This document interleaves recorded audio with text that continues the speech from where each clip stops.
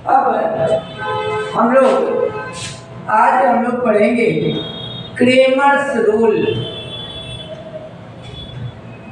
Cramer's rule क्या होता है कि ये भी जो होता है कि कोई दो वेरिएबल टर्म का लीनियर इक्वेशन दिया रहे तो इससे हम लोग एक्स वाई का वैल्यू निकालते हैं। तो हम लोग जरा देखते हैं क्रेमर्स रूल में। क्रेमर्स रूल हम लोग डिटर्मिनेंट में ही यूज क्यों करते हैं, डिटर्मिनेंट मेथड भी इसको करते हैं। तो जरा हम लोग देखते हैं कि कोई दो वेरिएबल, या इसको आप लिख सकते हैं solution of linear equation in two variable. यदि कोई दो आपका वेरिएबल लीनियर इक्वेशन दिया होगा हो, a1x b1y equal to d1, a2x b2y equal to d2। यदि इस तरह का कोई दो आपका वेरिएबल लीनियर इक्वेशन दिया हुआ हो तो क्रेमर रूल से हम लोग कैसे इसका x और y का वैल्यू निकालते हैं। तो क्रेमर्स रूल में जनरली हम लोग को जो काम है, पहला काम कि delta is equal to x और y का जो कोएफिशिएंट होगा उसको लिखते हैं a1 a2 b1 b2। फिर डेल्टा 1 इज इक्वल टू, हम लोग एक बार इस कांस्टेंट टर्म को यहाँ पे लिख लेंगे d1 d2 b1 b2। फिर delta 2 is equal to a1 a2। अब इस कांस्टेंट टर्म को सेकंड प्लेस पर b1 b2 के जगह d1 d2। तो यहाँ से जिसमें दो वेरिएबल अगर टर्म दिया हो तो डेल्टा 1 डेल्टा 2 निकलता है। तो यहाँ से अब हम लोग x का वैल्यू निकालने के लिए डेल्टा 1 बाई डेल्टा, y का वैल्यू निकालने के लिए डेल्टा 2 बाई डेल्टा, और इस ढंग से जो वैल्यू प्राप्त होता है वह x और y का वैल्यू होता है। जनरली हम लोग इसमें क्रेमर्स रूल का use of determinant solving linear equation के द्वारा करते हैं। इसको इस ढंग से भी लिख सकते हैं कि use of determinant solving equation, और इसको ही हम लोग क्रेमर्स रूल के द्वारा ही सॉल्व करते हैं। एक एग्जांपल क्वेश्चन हम लोग एक देखते हैं। एक एज फॉर एग्जाम्पल में हम लोग देखते हैं कि एक इक्वेशन है x minus 2y equal to 0 और है 7x plus 6y equal to 40।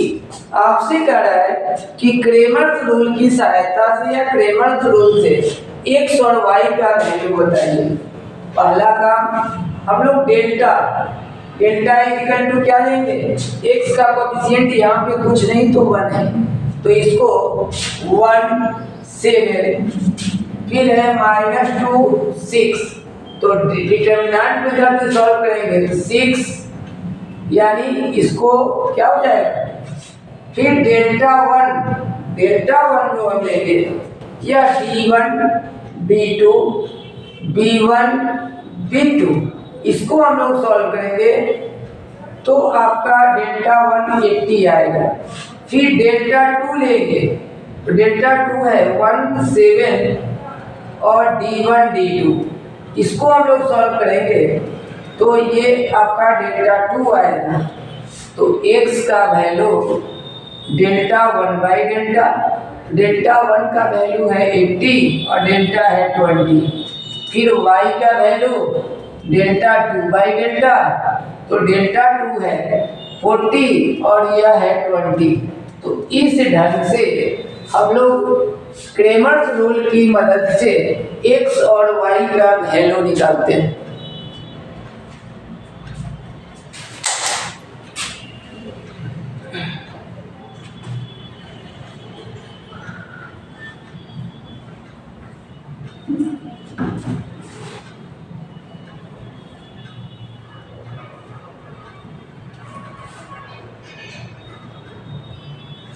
अब हम लोग देखेंगे solution of linear equation in third variable. Third variable term में a1x b1y c1z d1, फिर आपका a2x b2y c2z आपका d2, और है a3x d3y c3z equal to d3। यहाँ पर आपको तीन वेरिएबल टर्म का इक्वेशन है और इसको कहेगा क्रेमर्स रूल की सहायता से x y z का वैल्यू बताइए। तो अभी हम लोग पहला काम delta equal to x y z का जो भी कोएफिशिएंट होता है a1 a2 a3 b1 b2 b3 c1 c2 c3, ये डेल्टा का। फिर हम लोग यहाँ से डेल्टा 1 बनाएंगे तो d1 d2 d3 b1 b2 b3 c1 c2 c3, यह डेल्टा 1 का वैल्यू।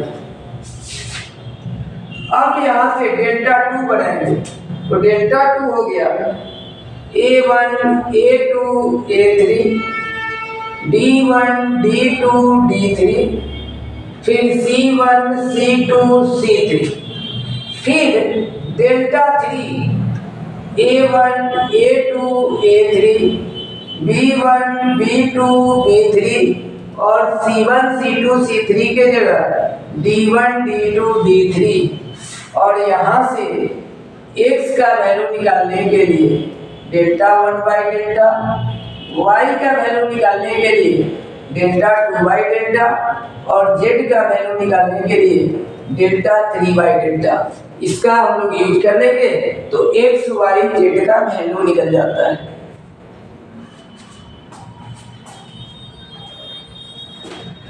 अब हम लोग एक एग्जांपल देखते हैं।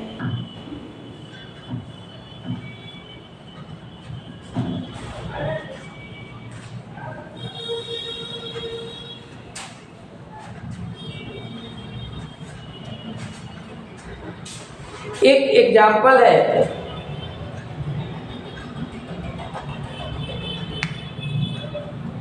2x plus 3y plus z, 2x plus 3y plus z equal to 9 है।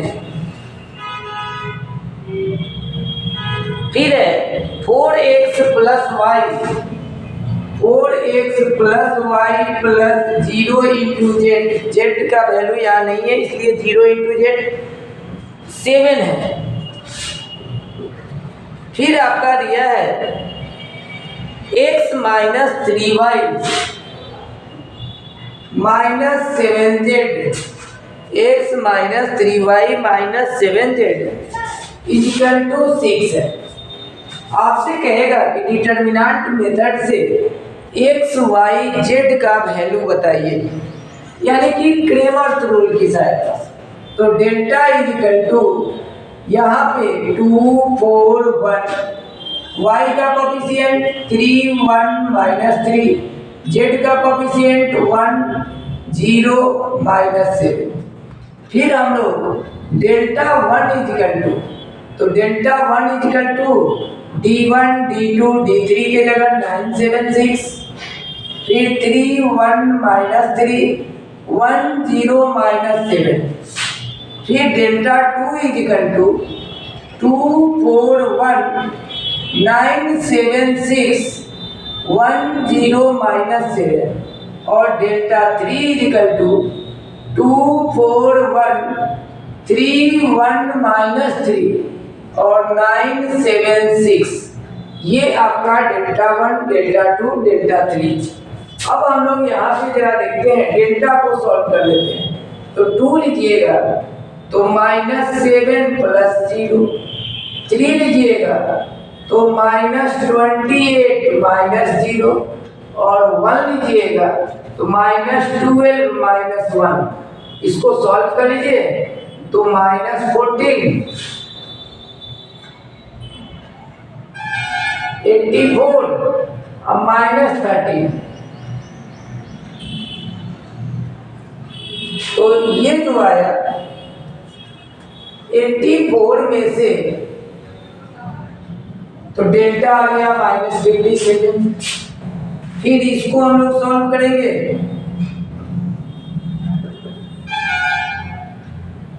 -49 -0, अब 1 लीजिएगा तो -21 -6, तो ये आपका 63।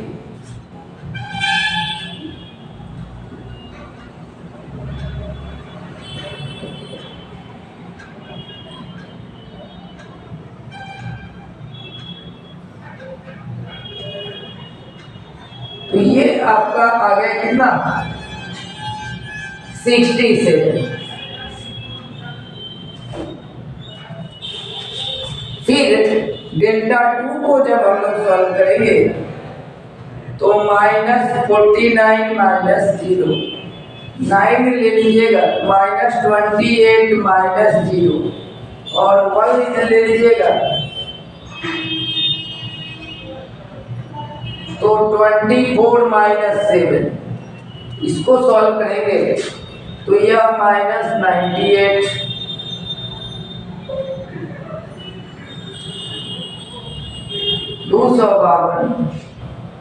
और ये 17।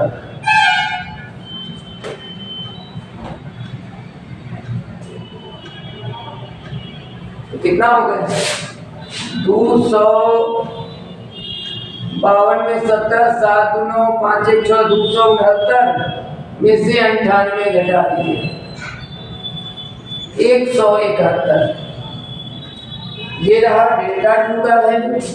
डेल्टा 1 निकालिए, डेल्टा 2 निकालिए, डेल्टा 3 का वैल्यू अब निकालिए। तो 2 लीजिएगा तो 6 + 21 माइनस ये और ये 24 - 7, और 9 जब लीजिएगा तो -12 -1। इसको सॉल्व कीजिए तो 21 × 27 × 54, 17, ये भी आपका 51। तो 105 में से 117, तो ये आपका बचा -12। अब हम लोग क्या करेंगे, x का वैल्यू निकालने के लिए डेल्टा 1/डेल्टा, तो डेल्टा 1 का वैल्यू है 67 और यह है 57। y का वैल्यू निकालने के लिए डेल्टा 2/डेल्टा, तो डेल्टा 2 आपका आया है 171 और डेल्टा का वैल्यू है 57। z का वैल्यू निकालने के लिए डेल्टा 3/डेल्टा, तो डेल्टा 3 का वैल्यू है -12 और डेल्टा का वैल्यू है, ये जो वैल्यू आएगा यही XYZ का वैल्यू कहलाएगा।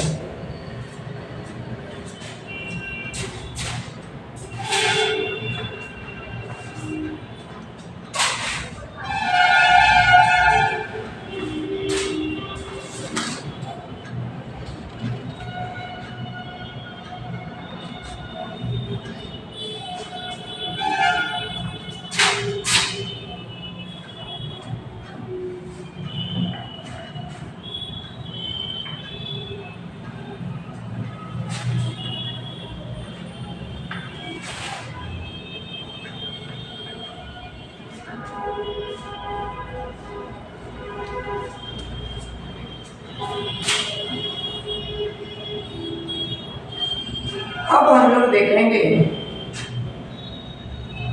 Condition for consistency.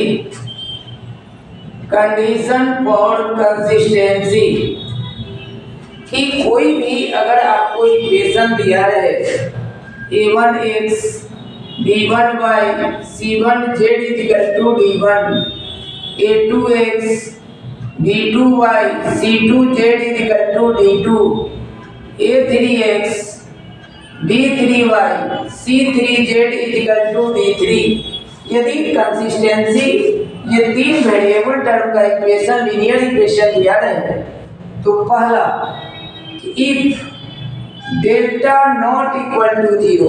क्या कहा पाला कि यदि डेल्टा का वैल्यू 0 नहीं हो then equation will be consistent. इसको हम लोग यूनिक सॉल्यूशन भी बोलते हैं। इट हैज यूनिक सॉल्यूशन या वन सॉल्यूशन भी इसको कहते हैं। यूनिक सॉल्यूशन या वन सॉल्यूशन भी कहते हैं।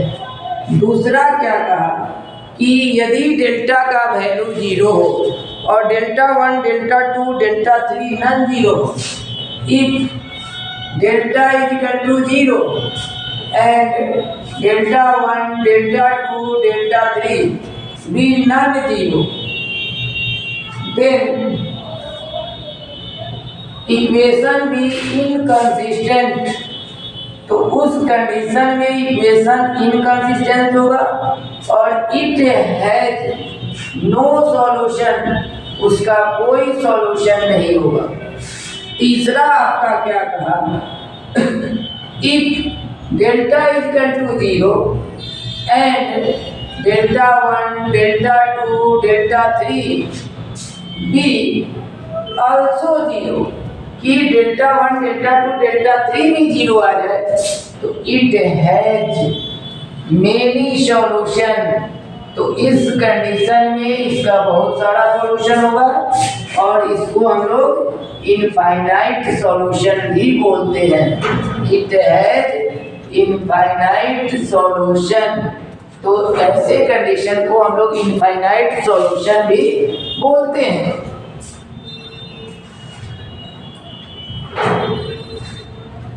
तो क्रेमर्स रूल में हम लोग इसी ढंग का क्वेश्चन सारा हम लोग देखते हैं।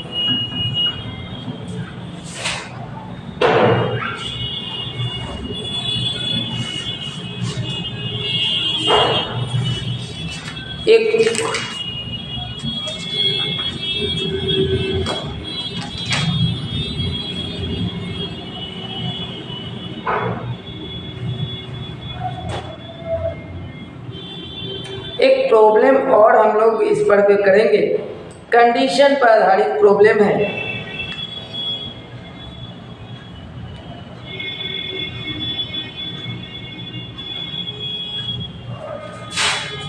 इस पर एक प्रॉब्लम है 3x + 9y = 5।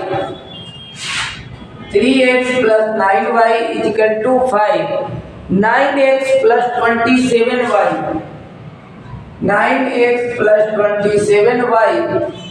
= 10। आपको बताना है कि इस इक्वेशन का नो सॉल्यूशन होगा या यूनिक सॉल्यूशन होगा, यही चीज बताना है। तो अभी हम लोग पढ़े हैं कि पहला काम कि डेल्टा बना लेंगे 3, 9, 9, 27। इसका वैल्यू यहाँ पर 0 आ गए। डेल्टा 1 तो 5, 10, 9, 27 तो कितना है 5, 13 में से 9 गया 45। डेल्टा 2 भी देखेंगे तो डेल्टा 2 है 3, 9, 5, 10 तो 30 - 45। यहाँ पर हम लोग क्या देखें कि जिसका डेट 0 आ जाए और डेल्टा 1, डेल्टा 2 0 नहीं आए तो वह इनकंसिस्टेंट होता है, यानी उसका कोई सॉल्यूशन नहीं निकलता है। ये जो इक्वेशन हो जाएंगे इट है नो सॉल्यूशन। तो इस ढंग से हम लोग को इस पर क्वेश्चन सॉल्व करना रहता है।